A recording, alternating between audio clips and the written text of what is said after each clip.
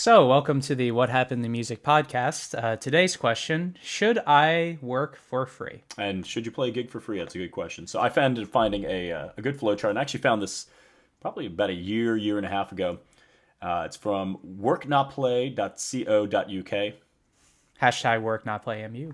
Yeah, so that's and we'll put it on the screen. You'll see exactly what it is. It's very detailed It's because it is a complicated question. it's normally whenever I initially see a flow chart, and someone had posted this in a guitar group. Normally you expect it to be kind of like a joke one, and all of them are going to go to like, oh no, you shouldn't play this gig for free. Yeah. Everything's going to lead to not playing gig for free. But this actually brings up some really good points in terms of whether you should play a gig for free, when you should play a gig for free, what the circumstances are, and there's nothing on this flowchart that I disagree with. So what are your thoughts? Likewise, if you're looking on there, even a charity event, like it'll specify the difference between is this a charity you support, yes or no. Also on this chart, it says that you could get advice from other musicians for how you would turn that down, or you could say to negotiate a fee in certain circumstances. There's times that I will do a gig for free. Increasingly less so now, as exposure matters less to me because it's like, oh, I've played here and there anyway. So The one thing I do like is first question right off the bat, because it kind of just splits it. yeah, Do you make some or all of your living from music? So obviously you have people that just play for fun, which is obviously one category, and then some people who typically get a significant amount of, even whether that's just covering a couple rent checks or something like that, but someone whose income is somewhat dependent on playing music. which right away is why pay to play even exists. The difference between those two groups. Well, because you'll have people that just want to do it for fun. Yeah. So the first question, if you and I totally agree with this, if you end up, Are you saying that you do make some of your living from music? I would say I make some of my living Okay, from music. I would agree from you. I file it on my taxes. I mean, that's a good point. Do you file it on your taxes? Do you make enough money where, obviously, you can try to do things off the books, but eventually it's like, It'll come back eventually, or you're gonna hit a ceiling where you can't grow your craft anymore. or you're filling out W-2s for whatever. It's all getting reported. But the one thing it basically talks about is if you don't make you're living off of music, and basically, is it actually an amateur event, or is it something that's taking away from professional musicians? Right. And the idea of, well, I'm going to go in and play this gig for free, and I'm going to undercut professional musicians just to have fun. Probably, you're well within your right to do that.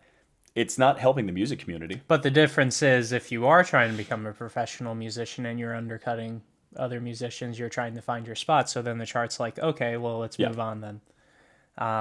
So overall, a very good chart. Will it be good for exposure?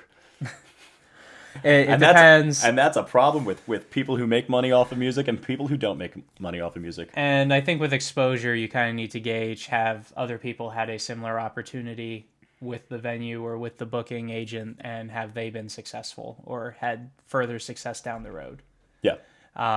So if, for example, if you go back to the same venue like 4 or 5 times for a featured open mic act or something, and you haven't gotten anything out of that yet other than an invitation to do more free stuff for them, you're probably not looking at any advanced opportunity at that point, and you should back off. Someone's making money. Someone's making money. It's not you. Yeah. So I do, in terms of the exposure thing, Yeah. I think they word this perfectly. Will there be industry professionals in the audience? Sorry, font is a little small. Or will this gig significantly increase your fan base? So if it's the Super Bowl, well then you play, because theoretically that's going to significantly increase your fan base. If it's the Battle of the Bands with so-and-so and 20 other bands.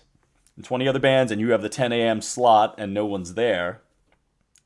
Hey, This sounds oddly specific. Yeah, we did that.